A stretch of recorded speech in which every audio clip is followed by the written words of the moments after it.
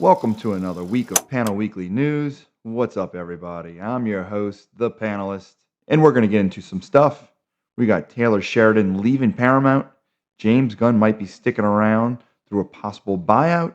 Final Fantasy VII director tells new players to skip the OG, and Chainsaw Man wins the box office. And I told you so. Plus, Angry Joe versus the White House. Disney bailing on Doctor Who. John Williams is teaming up with Spielberg for the 30th movie, and Xbox teasing new hardware. So, all right, let's get into it. We're going to kick things off with a seismic shift in TV land. Taylor Sheridan, the Yellowstone kingpin, behind hits like 1923, Tulsa King, Mayor of Kingstown, Landman, and Lioness, is packing his bags for NBC Universal. His deal with Paramount wraps at the end of 2028, and he's already locked in a massive 5-year deal on film and TV, starting in January 2029 in television, and film he can start in 2026. So think new IPs, big budgets, and that signature gritty storytelling about heartland heroes in America. It's definitely going to be a punch to Paramount, who's built an empire on Sheridan's cowboy content. But word is this wasn't about cash, even though it's got to be. Well, let's face the facts, it's about cash. It's also about creative freedom after some key collaborators got the boot. Sheridan's leaving behind a dozen shows on Paramount Plus, but Yellowstone and its spin-offs stay put. NBCU gets the man, not the catalog. Now here's a serious question for you. With Sheridan jumping ship for a whopping $1 billion, and with the merger madness, how big of a blow will this be for Paramount? I, for one, only have Paramount because of Sheridan's show. They also have Mobland. But seriously, I want to just keep Paramount from Mobland. And for one, I don't think $1 billion is that bad of a deal. If he keeps dropping bangers and brings in needed subscribers to NBC, who's also lost WWE. So I think they need this.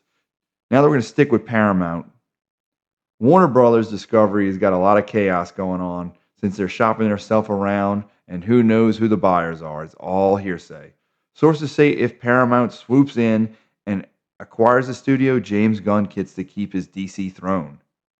It's not set in stone, but the inside whispers say it's a smart move to keep the content machine humming during the transition, especially with Supergirl, Clayface, and the next Superman flick in the pipeline already. Plus, you got Batman. Look, I'm not the biggest Gunn fan. Superman and Peacemaker, they were mid-tier for sure. DC to me is already bloated with multiverse madness before it even started. And I'm over everything connects. But if Paramount buys quick, why not let Gunn pump out a few more? Worst case, if it goes sour, yank the plug and rebrand. Best case, you got fresh blood steering the ship without derailing the deal. My hot take is Paramount grabs WB, Gunn stays short term, but long term, they're probably going to have to go with another reboot. All right, now this one hits close to home for me. Director, I hope I don't butcher this, director Naoki Hamaguchi said in an interview this week that he believes new players should play the remakes before the OG original. Now, he's not saying this is a hard rule. He admits nothing beats experiencing the original. But with Trilogy's shiny Unreal Engine 5 graphics, modern combat, and emotional gut punches, he wants fresh eyes hooked on that wow factor up front. And normally I'd be the first to say something, but honestly, I kind of get what he's saying. Final Fantasy is my all-time fave. Dropped when I was in high school. It turned me into a JRPG junkie overnight. The materia system and Eris's death definitely left you stunned and wanting more to keep playing on that CD when it ended. But what am I supposed to do? Tell my kids to grind on a PS1 version? They're not going to go for that. Newbies expect beautiful visuals, seamless content, not random encounters on blocky Midgar. Amaguchi's job is to sell the saga. So yeah, start shiny and backtrack to the legend if it helps. So if the remakes get new fans, I'm actually in. I'm good with it. Because after they play those and fall in love like we did, maybe they'll go back and discover why the original is one of the greatest games ever made. Plus, all right, everybody, let's be real. Once Square Enix finishes milking these remakes, they're absolutely going to remaster the OG with next-gen graphics. And yep, I'm going to buy that one too. Now in movie time, Catherine Bigelow's back with A House of Dynamite on Netflix. It's a nuclear thriller that starts promising and ends nowhere. The premise is decent. An unidentified nuke streaks into U.S. airspace, and they got about 17 minutes to impact, and the origin is unknown. And in those 17 minutes, we bounce around perspectives, missile defense crew, Rebecca Ferguson, Intel. We even get into the president at the end with Idris Elba. Tracy Letts as the no BS general, that is my scene stealer. Now, Catherine Bigelow is a master of tension. Zero Dark 30, The Hurt Locker, amazing movie. So I went with the setup, even though it was a mystery launch, kind of strains the credibility. I feel like we would sniff out that. Now, give me the sum of all fears, the dirty bomb realism any day. But then it just dumps into a mid cliffhanger, this movie. No payoff, just credits. And there's also, here's the thing, there is zero buzz about a follow up. It's a swing and a miss. I love Bigelow's work, and the cast elevates solid material, but don't bother unless a sequel is confirmed. So for me, it's a skip it for now. Now, here's another funny thing. I want to pull this up. I actually got an email. It's called the Netflix Tudum. The article says, inside the ending of House of Dynamite. Now, this article takes about 10 minutes to read. I think it's around 1,500 to 2,000 words.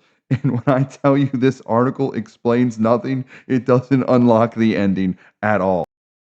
In the article, written by John DeLilio, Bigelow says she wanted the audience leaving theaters thinking, even though nobody watched it in theaters as far as I know, okay, what do we do now? This is a global issue, and of course, I hope against hope that maybe we reduce the nuclear stockpile someday. But in the meantime, we are living in a house of dynamite. I felt it was important to get that information out there so we could start a conversation. That's the explosion we're interested in, the conversation people have about the film afterward. Nobody's having that damn conversation. No one's having that conversation right now. Everyone feels like they just wasted their life where they could have just watched the first 30 minutes of that movie and then turned on the last 3. But what did you think of the House of Dynamite? Is it a watch? I don't think so. But what say you? Now for the weirdest timeline yet. GameStop drops a mock executive order declaring the console wars are over after Microsoft ports Halo. Campaign evolved to PlayStation in 2026. I can't believe I'm seeing this as well. It was viral gold and the stock jumped 7% pre-market. Then the White House quote tweets with an AI meme of Trump as Master Chief with an energy sword in hand saluting a 40-star. GameStop fires back with Trump shaking hands with Chief and Vance as a bloated Cortana. The Vance stuff has been my favorite memes of the last year. So Trump ends the 20-year console wars. Angry Joe loses his mind and rants it's government meddling in gaming culture. 10 years of this BS and they still don't get it. It's all rage bait. I'm with him. White House dipping into memes feels like peak absurdity, but Dro's trigger take, I just don't get it. The real story to me isn't the tweet. It's that creators keep walking right into the outrage trap. When are they going to learn? So in box office, I just want to take a moment to say I told you so after last week's panel weekly news. So you can call me a little Nostradamus a little bit, but I called the box office update. Chainsaw Man, the movie Resi Arc, revved up to number 1 with a killer 18 million domestic open on only 3,000 screens, pushing global past 108 million already. Anime is on a roll. It's 70% male crowds under 25. It's got an A cinema score, and the dubbed and the subbed options are doing well. Demon Slayer set the bar with 131 domestic. This sequel's got legs into November holdovers. But overall, the weekend is down 22% year over year, but anime is helping carry everything. As for Tron Ares, I actually just seen this movie, and it's going to be another pass from me. There's no Sam Flynn. There's no Korra. There's no Daft Punk. Disney missed the window when they should have made this movie years ago, so I cannot recommend Tron Ares, unfortunately. As for this week's drops, Begonia is an alien abduction comedy with Emma Stone and Seth Rogen. It's limited, then it goes wide. And also there's another movie by Dakota Johnson called Violent Ends coming out. I'm not sure if anything's going to really win this week.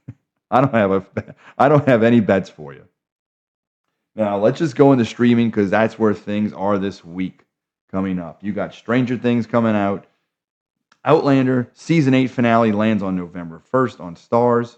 It's Claire and Jamie's epic time warp saga wraps up with fireworks. The Wheel of Time Season 3 arrives on November 2nd on Prime. It's not my cup of tea, but if you're interested, dive in. Squid Game Season 3 finale drops November 1st on Netflix for one last round of Deadly Twist. And right now, Star Wars Vision Season 3 is dropping on Disney+. It's going to be 9 fresh anime shorts from Japanese studios, including sequels to fan fave Season 1 stories like The Duel and The Ninth Jedi. We also got The Witcher Season 4 premiere on Netflix, where Liam Hemsworth steps up as Geralt and Lawrence Fishburne as Regis. I don't expect much from this, but I definitely will be checking it out for everybody. So there looks like a lot of good stuff to binge. What are you thinking about watching? Now let's go back to Disney Plus, as they are backing out after 2 seasons of the co-production deal with the BBC on Doctor Who. The BBC says Doctor Who will keep going and hit Christmas 2026 on its own. So I think that's when they do the Christmas special. So the show's not dead. They're trying to push that hard that it's not dead, even though they don't have any funding. But let's face it, Disney stepping off tells you where streaming money is right now on this. They're being tight, it's risky, and they're way less patient with expensive sci-fi. Now here's some good news. John Williams is back, and he's still working. He's officially scoring Steven Spielberg's new UFO movie, which makes this their 30th film together. That's amazing. You got Jaws, E.T., Indiana Jones, Jurassic Park, Schindler's List. Basically the sound of summer. The man is in his 90s and still composing real film scores like it's nothing. Even though Hollywood keeps rebooting IPs, at least we got these two making original UFO movies in 2025. In collectibles, we got some fresh hauls for October. McFarlane's Avatar Fire and Ash Wave hits 7-inch figures plus 30-inch Banshee. Then you got Lego's massive Death Star, over 9,000 pieces, coming in at $600. This drops on Halloween. Now in tech, we got Outer Worlds 2 drops on October 29th. Xbox teases next-gen hybrid console. Think PC-grade power with AI upscaling and a full 20-year backward compatibility, which is something everybody wants nowadays. They're even developing a handheld. There is no price yet, but Microsoft says it'll bridge PC and console for good. So let's wrap this up with my comics of the week, which is going to be Feral number 17 and Conan Scourge of the Serpent number 2. That's Panel's weekly wrap-up. This was Panel's weekly news, and I appreciate you if you stuck around this long. Please give us a like and subscribe. I promise to do better on the next one.